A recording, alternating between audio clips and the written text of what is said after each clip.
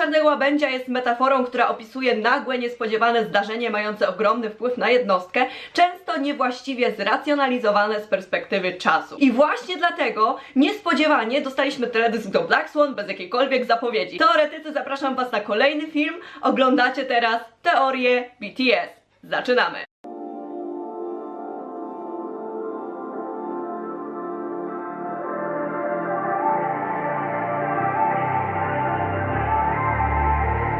Nikt, absolutnie nikt nie spodziewał się kolejnej bomby zrzuconej na nas przez Big Hit, tym razem w postaci teledysku do Black Swan. I ja mam wrażenie, że osoba, która za tym stoi, taki mózg całej tej operacji w Big Hicie, po prostu siedzi i obserwuje reakcję ludzi i ma z tego ubaw popachy. Ale stało się, niespodziewanie dostaliśmy teledysk do Black Swan, który jak dla mnie jest sequelem do Blood, Sweat and Tears, a to oznacza jawny powrót do ery Wings, którym ja po prostu kocham i jestem w tym momencie najszczęśliwsza, jestem zachwycona tworząc tę teorię, bo właśnie najwięcej przyjemności i radości czerpałam z tworzenia teorii przy erze Wings, jak były short filmy, jak było Blood, Sweat and Tears, jak były te wszystkie odniesienia i przy poprzedniej wersji teorii do Black Swan, a teraz ktoś zmusza mnie do stworzenia nowej. Ale zanim przejdę do rzeczy, to jeżeli ktokolwiek z was nie widział jeszcze poprzedniej części teorii do Black Swan, która już pojawiła się na kanale po tym, jak został wydany art film, to zachęcam do oglądania, link znajdziecie w opisie, ponieważ ta teoria, którą nagrywam teraz, będzie się na pewno odnosić do tego, co powiedziałam wcześniej,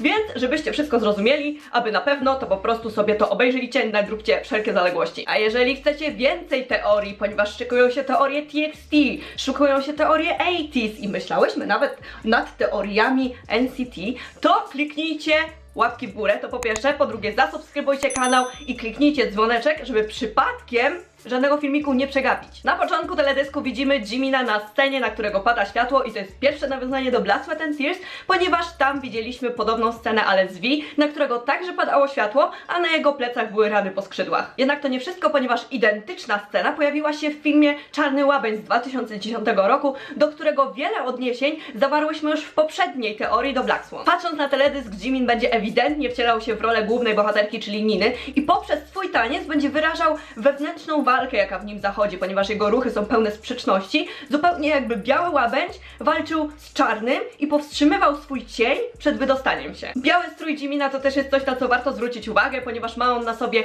pas czarnych piór, co wygląda jakby ten czarny łabędź próbował się wydostać z jego piersi. I tak sobie myślę, że Big Hit po raz kolejny z nas zażartowało, ponieważ przypomnijcie sobie reakcję Bangtanów na art film do Black Swan, wtedy BTS zażartowało, że widzą Jimina w roli łabędzia, a on odpowiedział, że w to wchodzi. I wszedł. I jak widać, wszystko od dawna było zaplanowane, było wiadome i wszystko tak naprawdę, co powiedzą Bangtani, musi być przesiane przez czujne umysły armii po kilka razy. Bo jak widać, to był jeden wielki hint, który przegapiliśmy. W teledysku choreografia BTS do Black Swan jest przepleciona tańcem Jimina i jego wewnętrzną walką. Są to więc dwie zupełnie różne choreografie, ale w reakcji BTS na art film Namjoon wspomniał, że widzi Jimina w roli białego łabędzia, a razem z nim 6 czarnych, więc pytanie brzmi, czy w tym teledysku także widzimy Jimina jako białego łabędzia, a resztę BTS jako 6 czarnych łabędzi, czy może miało nas to jednak zmylić? Warto wspomnieć o tym, że teledysk został nakręcony w Los Angeles Theatre, czyli dosłownie w teatrze, i ta sceneria, ta lokalizacja też nie została wybrana przypadkowo, ponieważ to znowu ma odniesienie do filmu Czarny Łabędź oraz do baletu Jezioro Łabędzie, wystawianego na deskach teatrów na całym świecie. Cała sceneria będzie nam się kojarzyć jednak z Blood, Sweat and Tears, styl budynku, obrazy, kolumny. To wszystko przypomina to, co widzieliśmy już w erze Wings. W następnej scenie widzimy Yoongiego na tle kurtyny, na której znajduje się obraz i tym razem wyjątkowo ten obraz nie będzie miał związku z BTS w porównaniu z tym, co widzieliśmy w Blood, Sweat and Tears, ponieważ tam każdy obraz został specjalnie wybrany i miał swoje znaczenie. Kurtyna teatru, w którym był nagrywany teledysk do Black Swan, powstała w 1931 roku i przedstawia życie Ludwika XIV. I widzimy na niej samego Ludwika XIV, jego żonę, francuską armię, marynarkę wojenną, a na samym środku ogromny łuk triumfalny, otoczony chmurami i promieniami słońca, wyszyty metalicznie złotą i srebrną nicią. W scenie z Yoongim widzimy cień, który porusza się zupełnie inaczej niż Suga. Jest to po raz kolejny nawiązanie do tego, do tej naszej drugiej strony strony osobowości ukrytej wewnątrz nas, tej mroczniejszej, zdecydowanej, bardziej gwałtownej, którą ukrywamy przed światem, ponieważ głównie pokazujemy swoją personę, czyli swoją maskę. Sama ta scena oraz fakt, że cień porusza się zupełnie inaczej niż jego właściciel, skojarzyła mi się z kolei z bajką Piotruś Pan, ponieważ tam mieliśmy podobną sytuację. Cień był osobnym bytem, który nawet oderwał się od Piotrusia i wspominałam wcześniej, że integracja persony z cieniem jest konieczna, żeby jakoś prawidłowo funkcjonować w społeczeństwie, żeby zaakceptować siebie i móc normalnie żyć. I nawet to można odczytać na bardzo metaforyczny sposób, jeżeli chodzi o scenę w tej bajce, gdzie cień w końcu połączył się z Piotrusiem. Cień powstaje tylko w połączeniu ze światłem, a w bardziej abstrakcyjnym sensie cień to ciemność wynikająca z braku światła. Ciemność reprezentuje smutek, ignorancję i strach, podczas gdy światło reprezentuje szczęście, odwagę i wiedzę. I cień może istnieć tylko w momencie, kiedy zarówno światło, jak i ciemność są obecne. Gdy cień Piotrusia zostaje do niego przywiązany, nie ożywa od razu, tylko w momencie, kiedy zostaną zapalone światła, ponieważ światło budzi cień. I to samo tyczy się życia, to samo tyczy się doświadczenia szczęścia, które jest możliwe tylko wtedy, kiedy poznało się smutek. Harmonia w życiu jest możliwa dopiero wtedy, kiedy zaakceptujemy swój cień, kiedy cień zintegruje się z personą, a dobrze wiemy, że im dłużej pokazujemy swoją personę, im dłużej pokazujemy swoją maskę i ukrywamy swój cień, to ten cień rośnie, żeby móc w końcu wybuchnąć. W choreografii widzimy Siugę, który porusza się swobodnie, a tuż za nim idzie Jungkook, który wyciąga w jego stronę dłoń,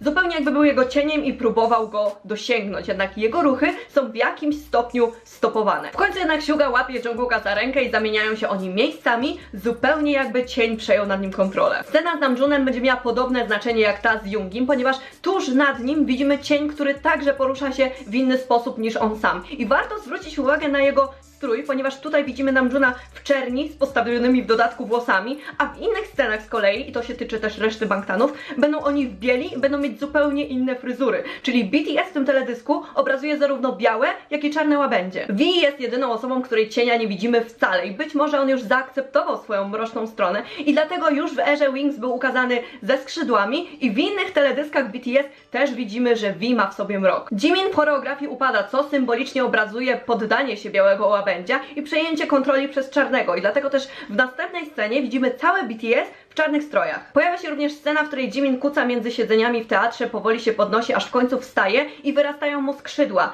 co oznacza narodziny Czarnego Łabędzia. Identyczna scena pojawia się w filmie Czarny Łabędź w momencie, gdy ciemna strona Niny w końcu się uwalnia i przejmuje nad nią kontrolę, ale to nie wszystko, ponieważ w koncept trailerze do Wings V także wyrosły skrzydła i nie możemy też zapomnieć o Blood, Sweat and Tears, ponieważ tam pojawiła się rzeźba mężczyzny z czarnymi skrzydłami. Partia J-Hope'a została nagrana w zupełnie innej, ciemnej scenerii, natomiast jego cień jest naturalny, porusza się w taki sam sposób jak on, czyli może to oznaczać, że cień przejął nad nim kontrolę. Jeżeli chodzi o Hosoka i czarne skrzydła, to też już widzieliśmy, na przykład w Boy Meets Evil. Jeżeli się tak zastanowimy nad Boy Meets Evil w kontekście obecnego konceptu BTS i Black Swan, to nagle ta piosenka ma zupełnie inne znaczenie. J-Hope nawiązuje do dziecięcej miłości, czyli do tańca, do jadu ambicji i niekontrolowanej chciwości, które zaczęły go niszczyć i wręcz rozrywać od środka. Jego miłość stała się także jego przekleństwem, ponieważ chciał więcej i więcej i zaczął się w tym zatracać, co też jest widoczne w tekście do Black Swan. Jest to po raz kolejny nawiązanie do tego, co BTS próbuje nam przekazać w koncepcie Map of the Soul. W karierze każdego artysty może nadejść taki moment wypalenia, kiedy przestają czerpać radość i szczęście z tego, że tworzą. Szczególnie jeżeli tworzą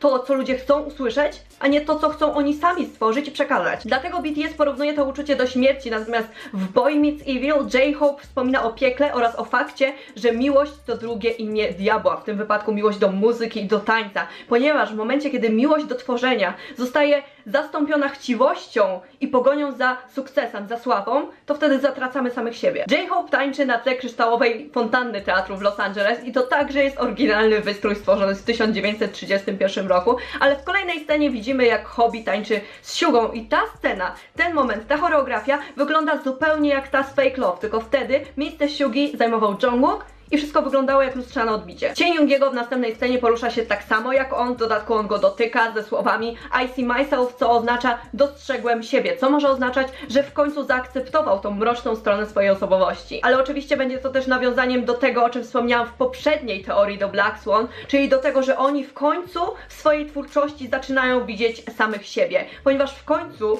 robią to, co chcą robić i to, co chcą przekazać, przekazują. Scena z Jeanem otoczonym lustrami będzie nawiązywać ponownie do filmu Czarny Łabędź oraz do scen, w których Nina także patrzyła na swoje odbicie, jednak nie widziała samej siebie, a widziała czarnego łabędzia. I Jean, patrząc w lustro, też widzi zupełnie innego Jeana. Widzi część siebie, której nie zna, której nie rozpoznaje. Widzi kogoś, kto jest uwięziony wewnątrz. Mówi się, że lustro jest zwierciadłem naszej duszy, że jest bramą do naszej duszy, ponieważ pozwala nam widzieć to, co skrywane. Jean wpatruje się w lustro i taka sama scena pojawiła się już w Blood, Sweat and Tears, jednak tam jego twarz zaczęła pękać, zupełnie jak twarz Niny na plakacie filmu. W tym samym momencie Jimin jest piękny. W tym samym momencie Jimin poprzez swój taniec ukazuje wewnętrzną, metaforyczną walkę białego łabędzia z czarnym. On walczy, wije się po deskach teatru, jednak w końcu się poddaje i upada. Jednak nie jest to tylko nawiązanie do wewnętrznej walki, ale jest to też nawiązanie do cytatu, który pojawił się w art filmie do Black Swan, mianowicie tancerz umiera dwukrotnie. Najpierw, gdy przestaje tańczyć. I ta pierwsza śmierć jest dużo bardziej bolesna.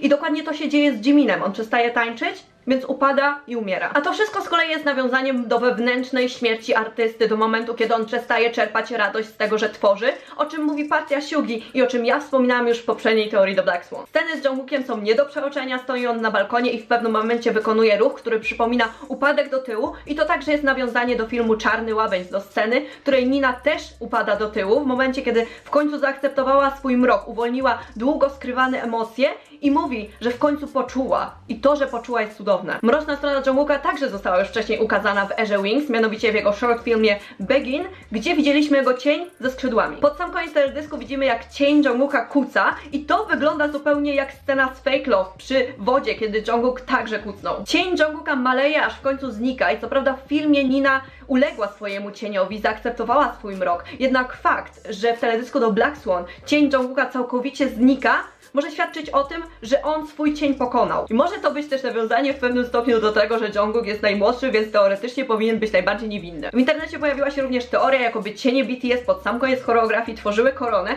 a mi osobiście końcówka tej choreografii znowu przypomina Fake Love. Podsumowując, BTS poprzez swoje teksty i teledyski próbuje nam przekazać wiele. Począwszy od wykreowanej historii z notek, która jest kontynuowana w kolejnych teledyskach, w kolejnych albumach, do których są dołączane notki, przez teorie Junga, które mają nam pomóc zaakceptować i pokochać samych siebie, aż do kwestii bycia artystami, co bywa bardzo trudne i zdradzieckie, ponieważ artyści w każdej chwili mogą zatracić samych siebie. I zawsze lekcją, którą można bardzo łatwo wyciągnąć z tekstów BTS jest to, że oni są bardzo wdzięczni ARMY, swoim fanom, za to, że doszli tak daleko. To była troszeczkę krótsza teoria niż zazwyczaj, a to wszystko przez to, że tak naprawdę tekst tej piosenki i fragmenty filmu Czarny Łabędź omówiłam już w poprzedniej teorii do Black Swan, więc jeżeli czegoś nie zrozumieliście, czegoś wam brakuje, czegoś nie rozumiecie, to odsyłam do opisu, tam znajdziecie link. A ja dziękuję za oglądanie, czekam na wasze komentarze z waszymi teoriami i do zobaczenia w następnym filmiku. Pamiętajcie, zostawcie suby, łapki w górę i kliknijcie dzwoneczek. Pa!